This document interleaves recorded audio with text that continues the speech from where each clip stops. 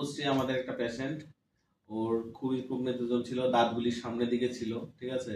ওর orthodontic treatment আমাদের একটা target time ছিল, কারণ ওর বিয়ে আগের থেকে ফিক্স ছিল। আমরা একটা শর্ট পিরিয়ড টাইমের মধ্যে ওর গামি স্পাইন প্লাস প্রজ্ঞাযোজন কারেকশন করলাম।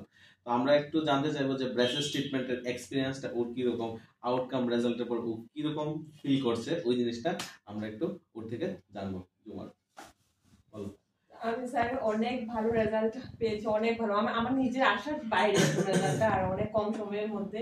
তো আমার তো একদম হাসতে একদম খুব লজ্জা ছিল, তো কনফিডেন্স ছিল না হাসার জন্য, মুখ চেপে চেপে হাসতাম বা হাত দিয়ে দিয়ে মুখে হাসতাম তখন।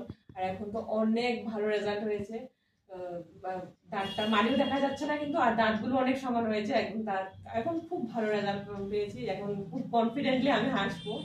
তো যে টাইম পিরিয়ড আমরা প্রমিস করেছিলাম ওই টাইম পিরিয়ডের মধ্যে তো ট্রিটমেন্টটা হয়েছে? হ্যাঁ, ট্রিটমেন্টটা ওই টাইম পিরিয়ডের মধ্যে হয়ে গেছে।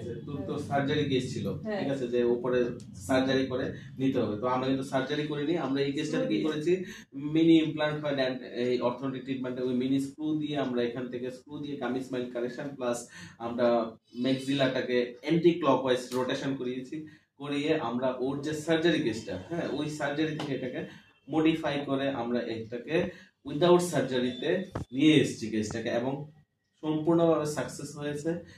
পেশেন্টও রাজি ছিল না সার্জারি করাতে, তো আমরা ওইরকম ভাবে প্ল্যান করেছিলাম। আজকে আমাদের সামনে এই পেশেন্টের ওর গামি স্মাইল ছিল, আপনারা দেখতে পাচ্ছেন গামি স্মাইল একদমই নেই, ঠিক আছে। প্রজ্ঞাযোজন ছিল প্রচন্ড, ও হাসতেই পারতো না, এতটা প্রজ্ঞাযোজন ছিল, সবসময় দাঁতগুলি বেরিয়ে থাকতো, ইনকম্পিটেন্ট লিপ ছিল। তো আমরা জিজ্ঞেস করবো আবারও, হ্যাঁ, তো এখন যে আউটকামের মধ্যে তোর কিছু চাহিদা আছে যে না আরেকটু এরকম হলে ভালো হতো বা আরেকটু এরকম হলে ভালো হতো?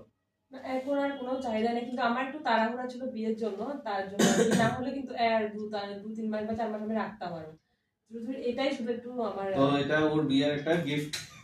ওকে, হ্যাঁ স্যার, থ্যাংক ইউ, এটা লিউ একটা লোকের জন্য অনেক থ্যাংক ইউ। কনফিডেন্ট? হ্যাঁ, অনেক কনফিডেন্ট, একদম কারোর সাথে কথা বলতে এখন আর হাত দিয়ে কথা বলবি, একদম একদম মন খুলে আসবে এখন।